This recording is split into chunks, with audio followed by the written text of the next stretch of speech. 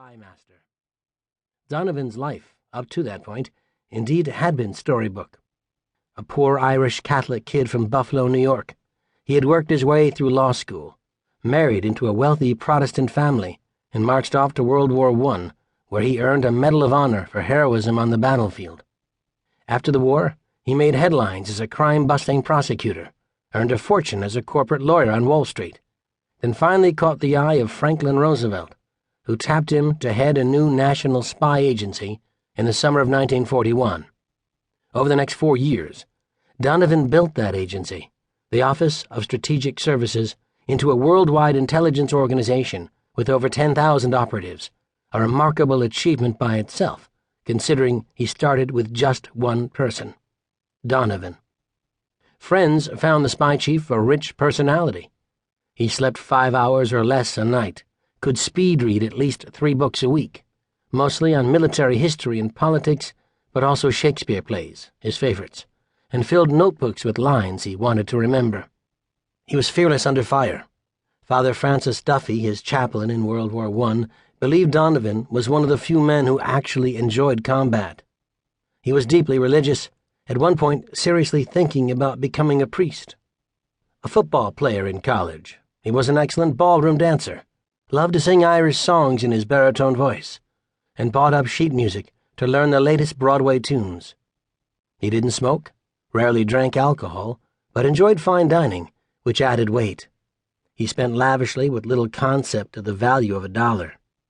Aides who traveled with him always carried cash because he did not.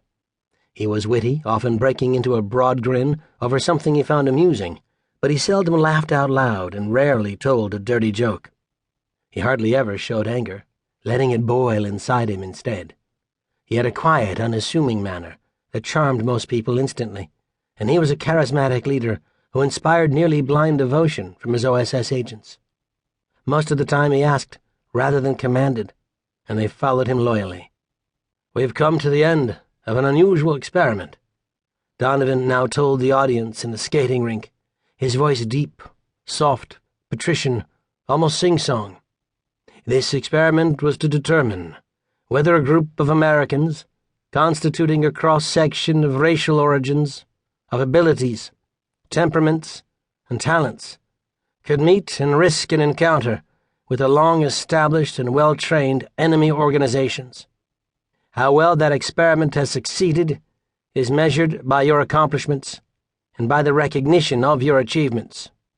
He went on to describe how they had been able to fuse themselves into a team that was made up not only of scholars and research experts and of the active units in operations and intelligence.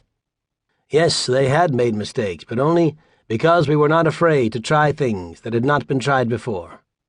Though they were being disbanded, the men and women in this room could leave knowing they had made a beginning in showing the people of America that only by decisions of national policy, based upon accurate information, can we have a chance of a peace that will endure. Donovan's speech was short, and given the emotions swirling among the men and women in that room, it was uninspiring. After pinning medals on 14 OSS commandos lined up by the lectern, he shook the hand of every person in the rink. The bland farewell to his troops, however, masked a deep disappointment and burning anger that Donovan felt toward Truman for breaking up the OSS.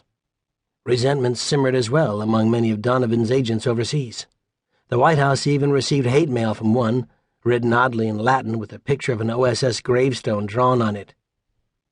Truman had returned American intelligence gathering to the 18th century, just when the country needed a modern one for future threats, Donovan wrote the New York Times Washington bureau chief, Arthur Kroc, who had been a favorite for his leaks in the past. The Soviet Union would now be the principal threat, likely allied with China, Donovan's analysts warned. The atomic bomb had radically changed the nature of future warfare, they also warned. Once Russia obtained the bomb, and Donovan was sure it would, large-scale wars between nuclear-armed countries would be inconceivable because they assured mutual destruction. Donovan's analysts were already preparing a classified report on a hostile power one day able to sneak in atomic devices by diplomatic pouch, deliver a declaration of war a few minutes before the first bomb explodes in some remote town, then demand that the U.S. government surrender or face bombs detonating in our